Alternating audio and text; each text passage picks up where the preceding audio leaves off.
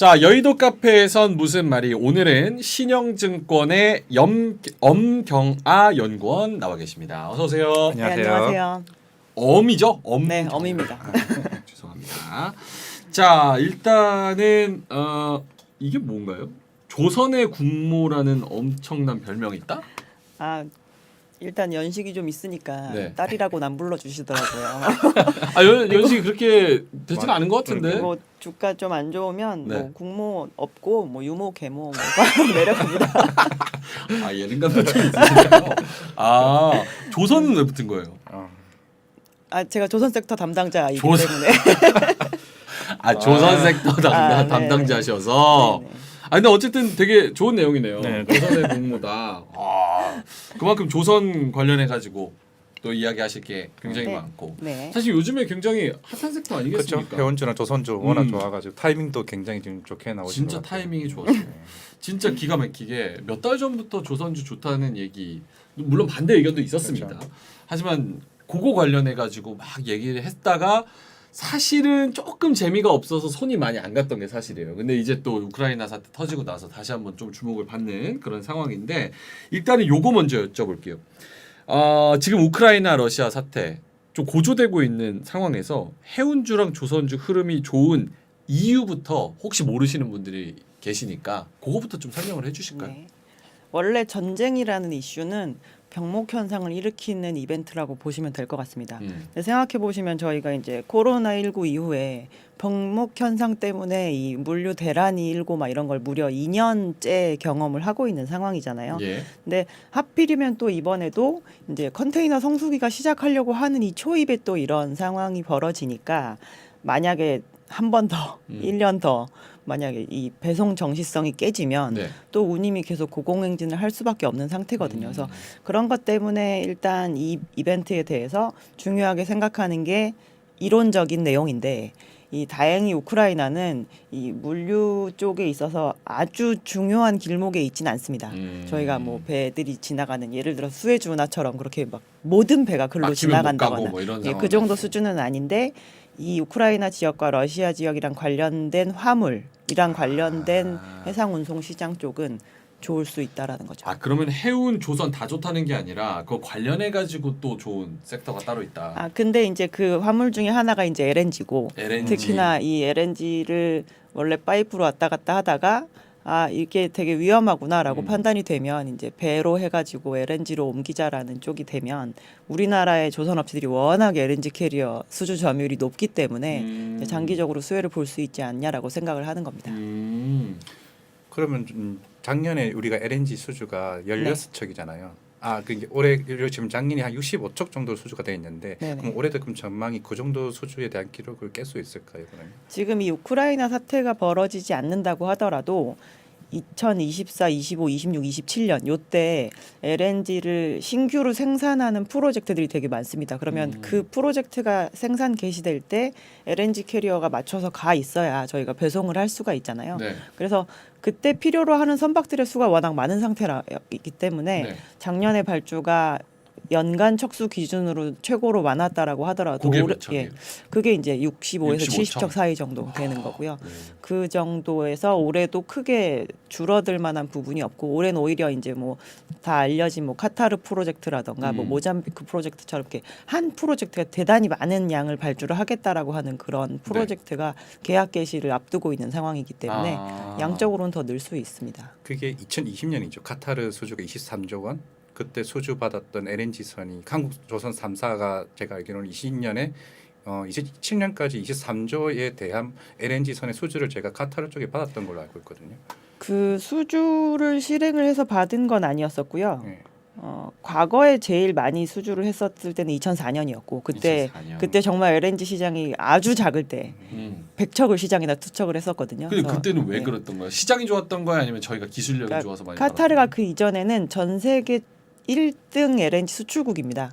그래서 자기네들이 이 프로젝트를 이제 늘려서 LNG를 팔 건데, 네. 이 팔기 위한 LNG 캐리어가 필요하니까 한국에다가 이렇게 지정을 해가지고 네. 집중적으로 발주를 했었고요.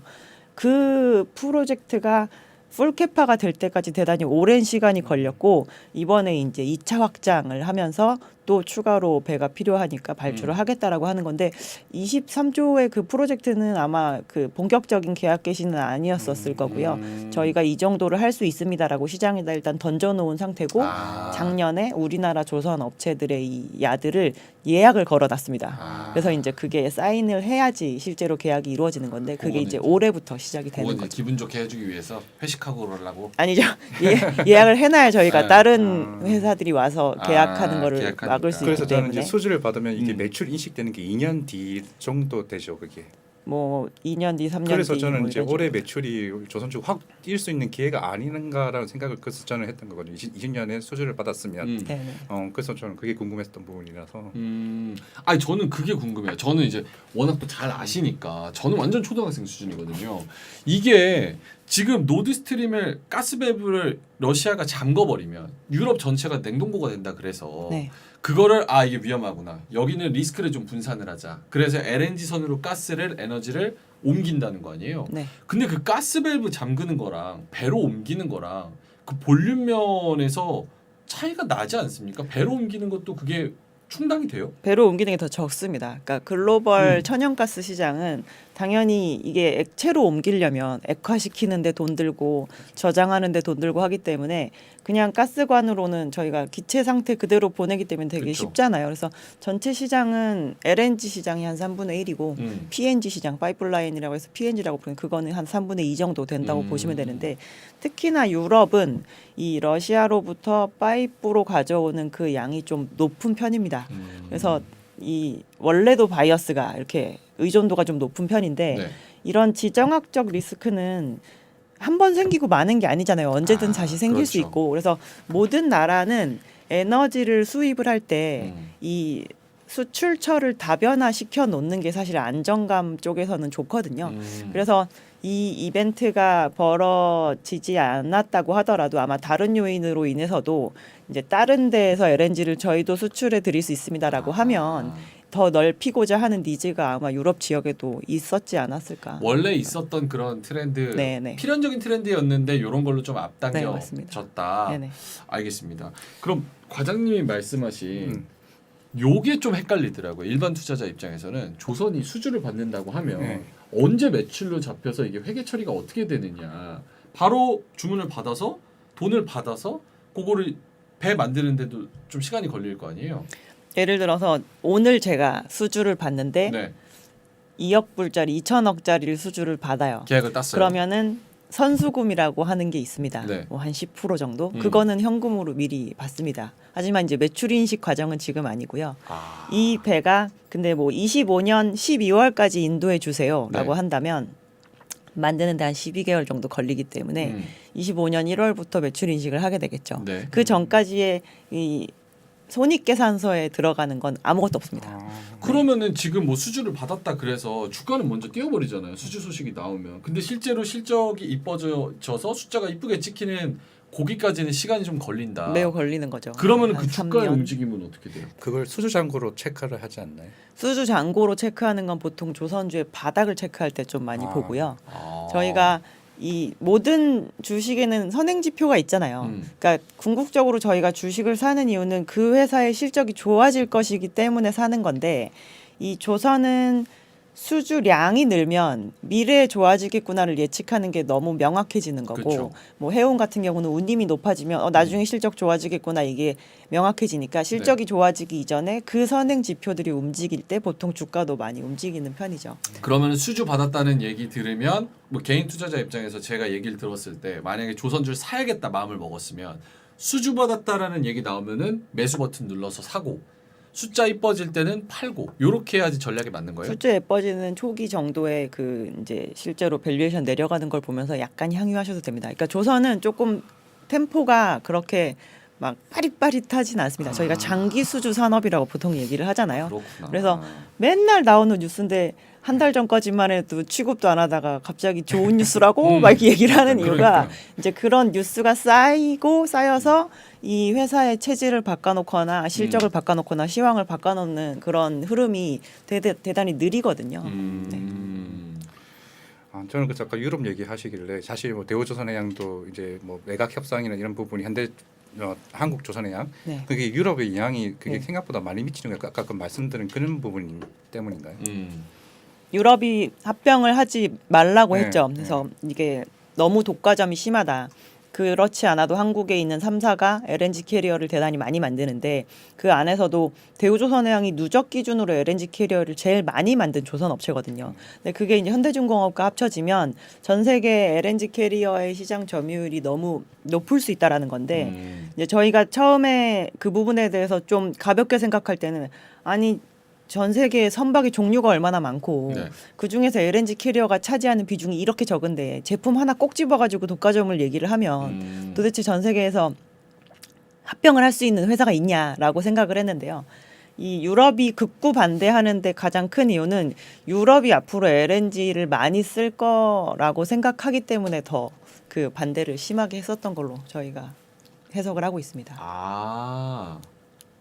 지금 보니까 네. 유튜브 댓글에서 보니까 한국 산업은행의 대우조선 매각 관련 방향성에 대해서 질문을 지금 주셨네요. 혹시 어떻게 생각하시나요? 그러니까 원래 원천적으로 나오는 얘기는 이게 독과점이 이슈가 돼서 매각이 안 됐으니까 그러면 독과점 문제가 되지 않는 대상에게 매각을 하면 되는 문제 아니냐라고 이제 생각을 해서 산업은행이 제3자에게 매각을 다시 진행할 수 있다라고 이야기를 하긴 했는데요. 네. 저희가 생각을 해보면 이 매각 실패가 벌써 두 번째잖아요. 그래서 저희가 조선이 한창 좋을 때 팔려고 했다가 하나그룹과 트러블이 생기면서 매각이 안 됐고 이번에는 실제로 요번 매각건을 시작한 건 조선이 최고로 안 좋을 때 네. 이제 현대중공업 쪽에다가 합병을 시키겠다라고 했는데 그거에서도 이제 안 된 거기 때문에 괜히 무책임하게 이거를 그럼 삼자한테 다시 매각하고 내놓는 게 과연 좋은 선택일까 싶거든요. 산업은행 입장에서도. 그래서 지금 산업은행이 사실 이 매각 이슈를 마무리 지어야 되는 기업이 대단히 많지 않습니까? 네네. 여기 말고도. 그래서 이번에 그냥 쉽게 이렇게 시장에 내놓기는 좀 어렵지 않을까 싶고 대우조선해양은 사실 방산 관련 비즈니스도 하고 있어서 이게 그냥 단순히 뭐 PE 같은 데나 아니면 뭐 외자계 막 이런 데다 내놓기가 조금 어려운 측면이 있습니다. 그래서 저희는 방향성이 빨리 잡히기는 좀 어렵다라고 보고 있습니다. 방향성이 빨리 잡히기는 네. 좀 어렵다. 쉽게 내놔서 막 뭐 팔지는 못할 것이다. 알겠습니다. 여기서 이달 초에 리포트 내셨어요. 조선업종에 대해서 마음 놓고 비중 확대. 사실 이렇게 말씀하시기가 쉽지는 않은데 리포트에서. 작년 5월 정도를 피크로 해서 조선주가 7개월 동안 주가가 빠진 상태였기 때문에 네. 제 입장에서는 더 이상 잃을 게 없었고 일단 그리고 이제 저희가 작년에는 조선은 수주가 좋아야 좋아지는 주식이잖아라고 하면서 많이 올랐습니다. 1월부터 5월까지 되게 네. 좀 가파르게 올랐었거든요. 그래서 그리고 이제 2021년을 마감을 지으면서 실제로 수주를 매우 잘 받았다는 게 결론은 났지만 이제 모두 다 기다리고 있는 것 중에 하나가 그래서 실적은 언제 좋아지는 건데라는 부분이거든요. 근데 올해 연말쯤 되면 이제 실적이 턴어라운드 하는 거를 볼 수가 있습니다. 그래서 이미 밸류에이션도 거의 7개월간 조정받으면서 다시 이제 일부 종목들은 1배 밑으로 순자산 가치 대비 1배 밑으로 빠진 상태였고 네. 밸류에이션도 부담 없고 수주 컨디션 나쁘지 않고 그리고 무엇보다도 전방 산업이 계속 돈을 잘 벌고 있어야 올해도 발주를 많이 하겠구나라고 그렇죠. 생각을 할 수가 있는데 해운 업체들의 그 어닝 상황이 워낙 튼튼한 상태였기 때문에 지금 상황에서는 들어가도 괜찮다. 그럼 요거 전략은 어떻게 해요? 만약에 제가 조선주 사고 싶으면은 아까 하반기에 턴어라운드라고 그러셨나요? 거의 4분기 정도일 4분기 것 같습니다. 정도. 네. 그러면은 지금 매수 하면은 그때쯤까지도 계속해서 찔끔찔끔 오를 가능성이 높아요? 저희는 좀 그렇게 보는 게 이번에 4분 그러니까 2021년이 조선 업체들이 매출이 정말 이렇게 최고로 줄어들어 있는 시기였어요. 그래서 올해는 1, 2, 3, 4분기 뒤로 갈수록 건조량 자체가 늘기 때문에 일단 매출이 늡니다. 그래서 탑라인이 높아지면 지금 당장 영업 흑자 전환을 하지 않아도 이 고정비를 조금 커버를 하기 때문에 이 손실이 이렇게 줄어드는 게 아마 눈에 보이실 거예요. 그래서 올해 1, 2, 3분기의 실적은 설사 그게 적자라고 하더라도 그 적자만 줄어드는 거를 보여줘도 시장에 일단 시그널을 주기 시작할 것으로 보고 그 있고요. 정도의 기대치예요. 네. 그리고 4분기에 턴어라운드를 하면 정말 몇 년 만에 그 흑자 전환을 하는 찐 거죠. 바닥을 확인했다는 게 엄청난 네, 부분. 그러면 조선 업황이 좋아지면 사실 현대 삼호중공업에 대한 이제 어떻게 보면 상장 여부도 좀 빨리 당겨줄 수 있는 부분도 아닌가요? 그러면 일단 연초에 저희가 CEO 간담회 할 때는 연내 상장을 기정사실로 한다라고 내용을 확인을 하긴 했는데 뭐 스케줄이 정해진 바는 없는 상태이고요. 아직은. 네. 그건 아직 불확실하고. 네네.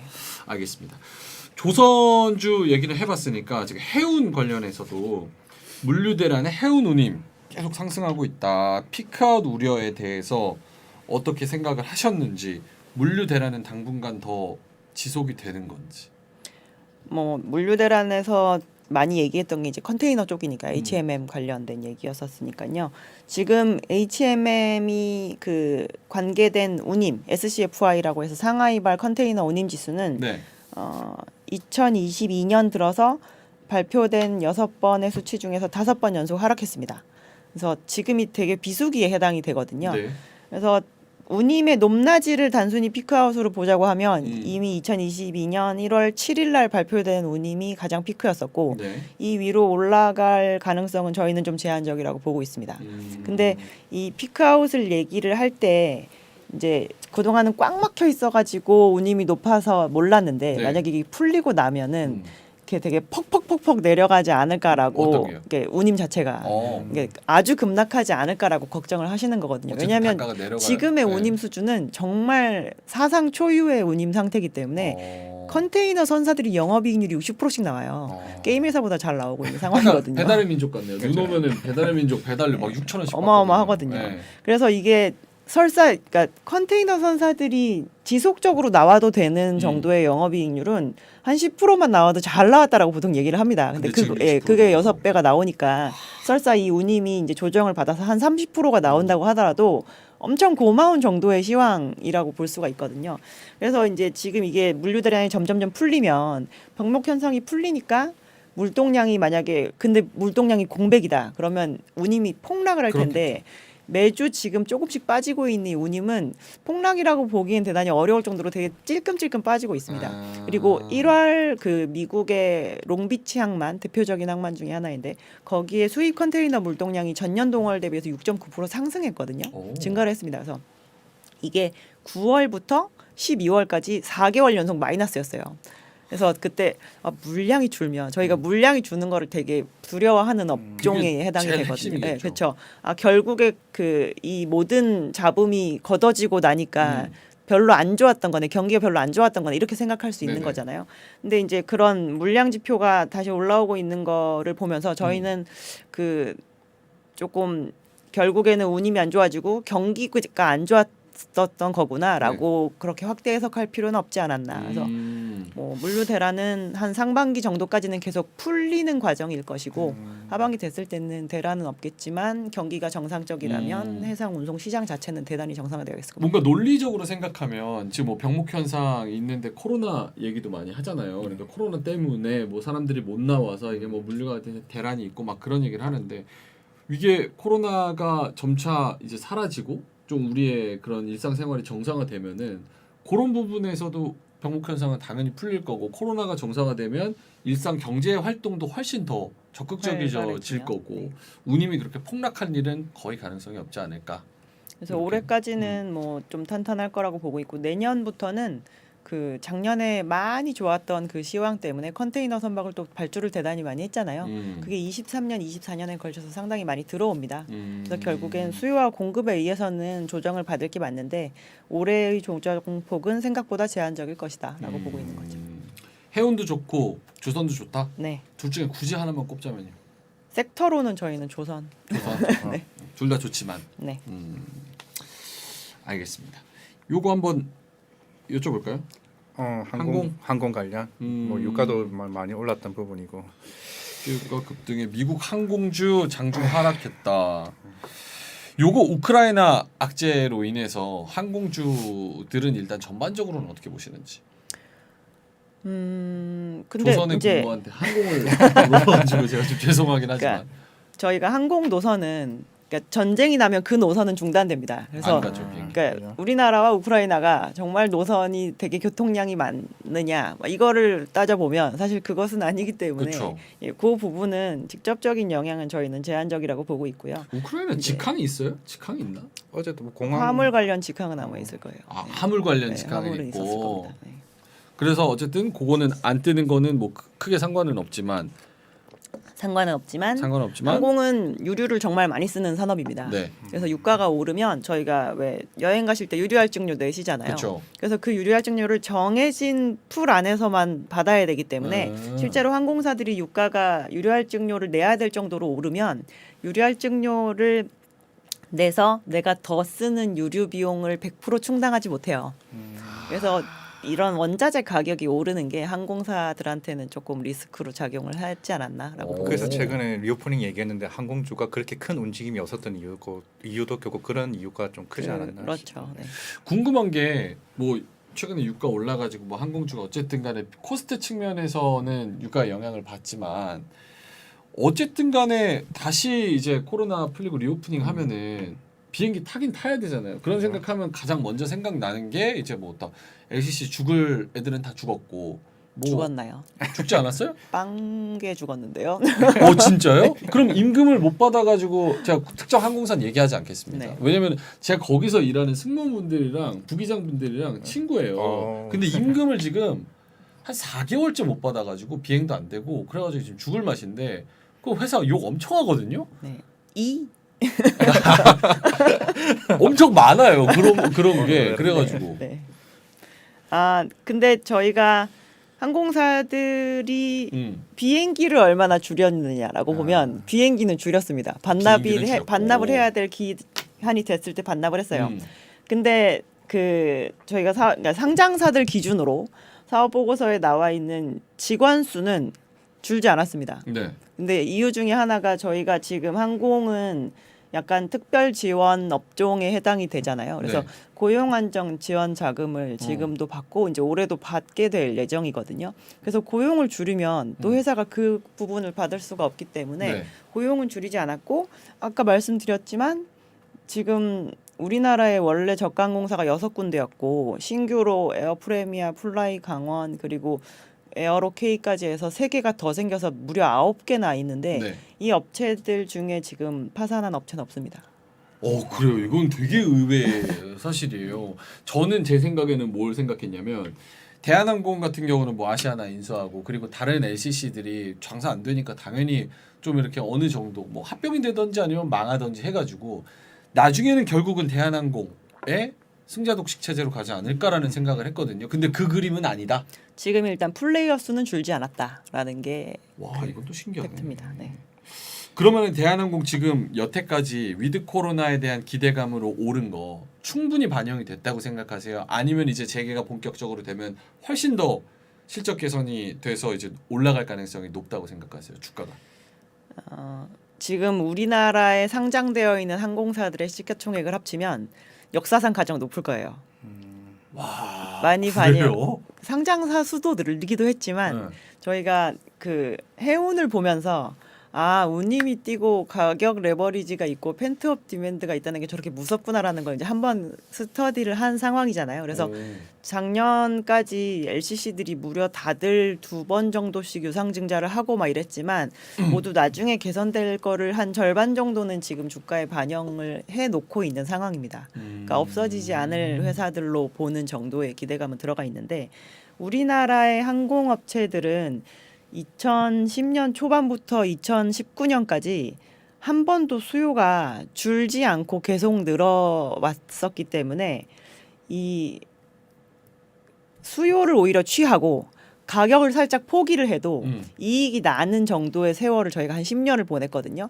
그래서 한 번도 가격 레버리지 효과를 겪어볼 수 없는 업황이었었는데 이제 저희 뭐 예를 들어서 코로나 시작하자마자 호주에 있는 버진 오스트레일리아가 망했거든요. 그래서 이제 그러면 저쪽에 퀀타스가 혼자 거의 독점인데 당연히 가격이 오르지 않겠냐라고 했었는데 실제로 그 부분이 맞고요. 그러니까 지금 모든 전 세계 항공사들이 그 운항을 재개했을 때 그 티켓 가격은 다 높습니다. 예전보다. 이게 인상이 아니라 할인 항공권을 안 팔아버리면 가격이 올라가요. 그래서 그렇네. 어차피 비행기가 한 번 뜨면 쓰는 비용은 거의 비슷한데 네. 저희가 티켓으로 회수를 많이 하면 이익률이 상당히 높아질 수 있습니다. 그래서 그 부분이 이제 한 번도 아직 근데 실적에서 확인은 못 해본 상황인데 일부 대형 항공사들의 화물 사업 부문에서 저희가 그걸 이제 간접적으로 보고 네네. 있는 상황이잖아요. 그래서 지금 주가에는 저희는 한 절반은 반영이 되어 있는 상태가 아닌가라고 보고 있습니다. 그럼 만약에 유가가 120달러까지 만약에 네. 오르게 된다면은 만약에 리오프닝으로 인해서 항공 운임수를 이렇게 늘리면 늘릴수록 오히려 금적자 아닌가요? 그러면? 뭐 일단 그래도 저가 그 유료할증료로는 일부는 커버가 될 것이고요. 대형 항공사들이 보통 50% 정도 커버가 된다고 하거든요. 근데 저희가 유료할증료는 인당 받잖아요. 같은 금액을. 그리고 왜 저가 항공사들은 같은 비행기에 이코노미 클래스를 더 많이 깔아서 더 많은 수가 탑승을 하지 않습니까? 네. 그래서 저가 항공사들은 그 커버되는 비율이 조금 더 높은 편입니다. 그래서 어. 할인 항공권을 많이 팔지 않고 이제 탑승률을 많이 높이면 사실 수요로 그 부분은 충분히 해결할 수도 있습니다. 유류 할증료로 50% 정도가 커버가 돼요? 네, 그렇게. 그 우리 얘기를 타는 하는- 비행기는 우리가 기름값도 내고 비행기 값도 내는 거예요? 거의 절반 정도는? 그 유류를 더 쓰면 예를 들어서 이렇게 갑자기 유가가 화날 7 뻔했어. 아니 내 비행기값 네. 앉아서 조금 서비스를 이용하시면 서비스에 대한 값을 지불하셔야죠. 비행기 한번 타면서 팔자 좀 필려 그랬죠. 죄송합니다. 뭐, 네. 일단 알겠습니다. 자 그런 부분에서 여러 가지 비하인드를 근데 진짜 좀 산업에 대해서 몰랐던 말씀을 해주시니까 너무 좀 저도 신선하고. 조선 쪽은 진짜 잘 몰랐는데 알겠습니다. 요거 대한항공, 아시아나항공 공정위에서 이제 합병하는 거 기업 네. 결합 네. 조건부 승인 결정 남은 국가들에서도 무난히 승인될까? 요게 합치면 전체적인 항공 산업과 그쪽 플레이어들한테 어떤 영향이 있습니까? 우리나라만 놓고 봤을 때는 네. 대한항공과 아시아나항공이 사실 장거리로 가는 노선에 있어서는 그냥 독점적인 위치에 있잖아요. 그래서 다른 업체들이 그 신규 시장을 발굴하려고 들어가도 워낙 그 자리 잡고 있는 기존 시장이 세니까 쉽게 들어가지 못하는 그런 우려가 있습니다. 그래서 이번에 공정위에서도 이제 한국 공정위 그 심판을 제일 걱정했던 이유 중에 하나가 국내 시장에 대한 거를 심사를 하기 때문에 그랬던 거고요. 뭐 해외 쪽은 사실 이 두 개가 합쳐진다고 해서 막 전 세계에 있는 항공사들이 너무 얘네가 독과점이 심해가지고 우리가 막 장사를 못하겠다 이런 정도 레벨은 당연히 아닙니다. 그래서 해외에서는 조금 무난하게 그 심사가 통과되지 않을까라고 보고 있는 거고요. 그러면은 대한항공이나 아시아나항공 둘 중에 하나 사야 되면은 뭘 사는 게 지금으로선 조금 유리해요? 굳이 산다면? 저는 아시아나항공을 그 추천을 말씀을 많이 드리는 하시더라고요. 편인데요. 제가 되게 아웃라이어인 걸로 알고 있는데. 아 그래요? 네. 저희 매니저 여기도 여기도 엄청 저한테 뽐뿌질 하더라고요. 요거 사라고. 네. 그분은 근데 살짝 아웃라이어 성향이 있긴 하거든요. 어떤 이유에서 그런 거예요?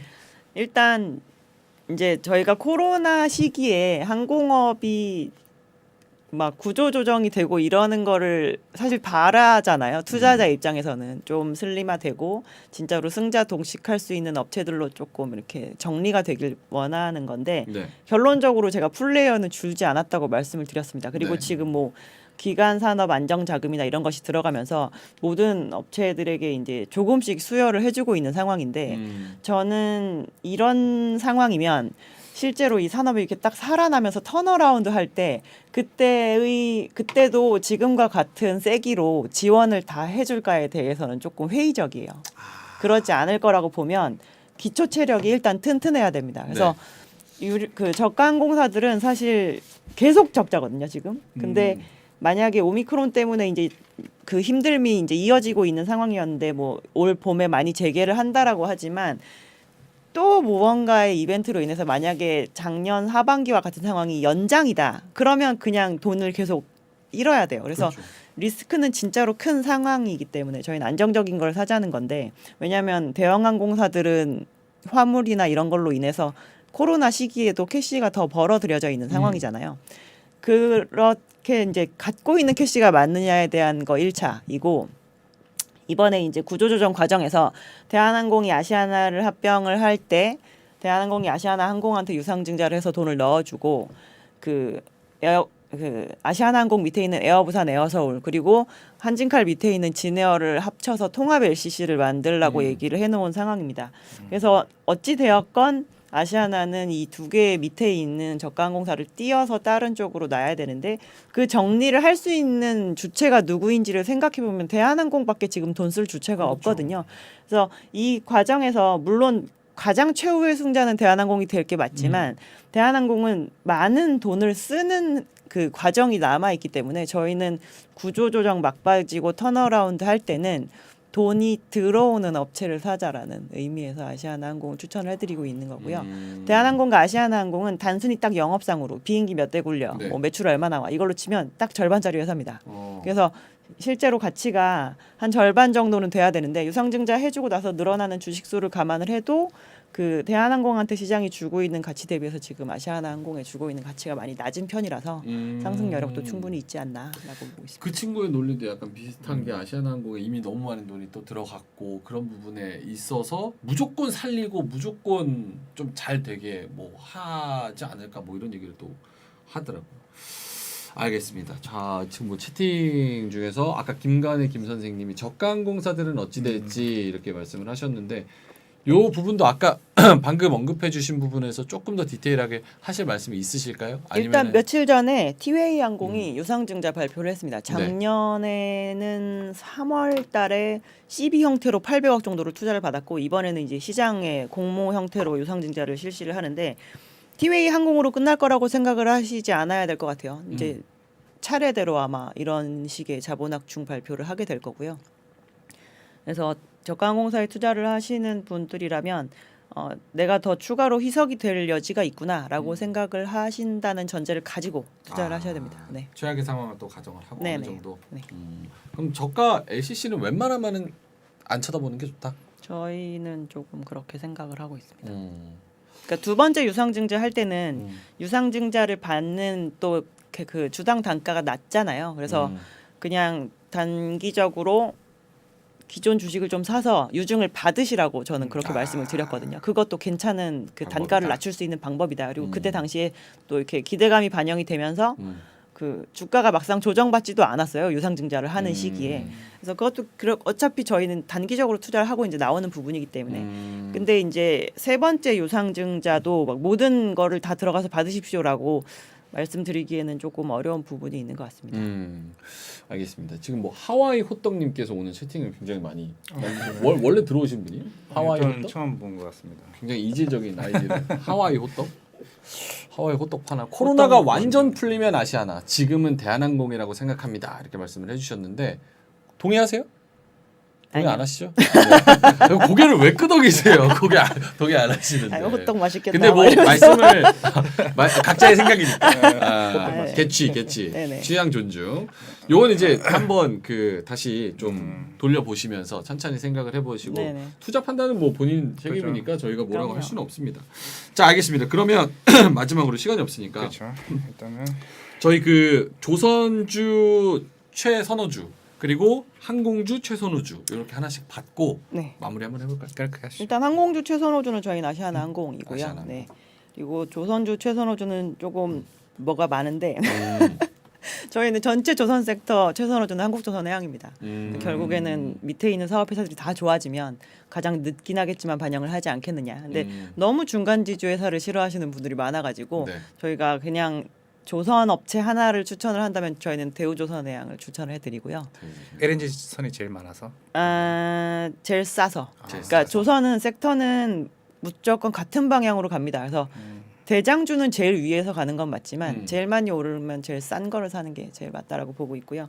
그리고 올해는 조선 업체들이 실적 턴어라운드를 하기 전에 조선 기자재 업체들도 실적 턴어라운드를 할 거기 때문에 조선 섹터를 내에서 본다라고 한다면 기자재도 꼭 하나 가져가시라고 말씀을 제가 드립니다. 그거 여쭤보고 싶었어요. 그래서 조선주보다 조금 더 뭐 상승률을 뭐 높거나 아니면 이렇게 좀 가벼운 거를 가고 싶으면은 그쪽도 괜찮은지. 네, 올해 아마 한 2분기 정도면 실적 턴어라운드 할 거를 보이기 때문에 기자재 업체가 턴어라운드 하네. 그럼 조선주도 턴어라운드 하겠네. 아마 이런 논리로 시장에서 보게 되실 거고요. 저희는 필수 기자재가 제일 낫다. 왜냐하면 구조조정 많이 받았는데 배 만들려면 어차피 무조건 필요한 거. 그래서 HSD 엔진 추천해 엔진 드립니다. 쪽으로요. 네네. 보냉제 쪽은 아닌가요?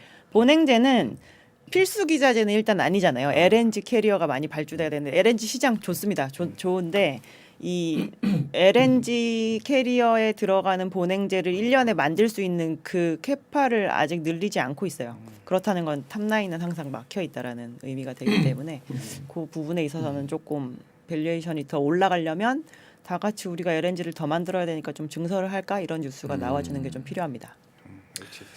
그렇군요. 그 엄경화 연구원님은 신영증권 그 요렇게 조선 해운 섹터에서 네. 연구원님이 대빵입니까?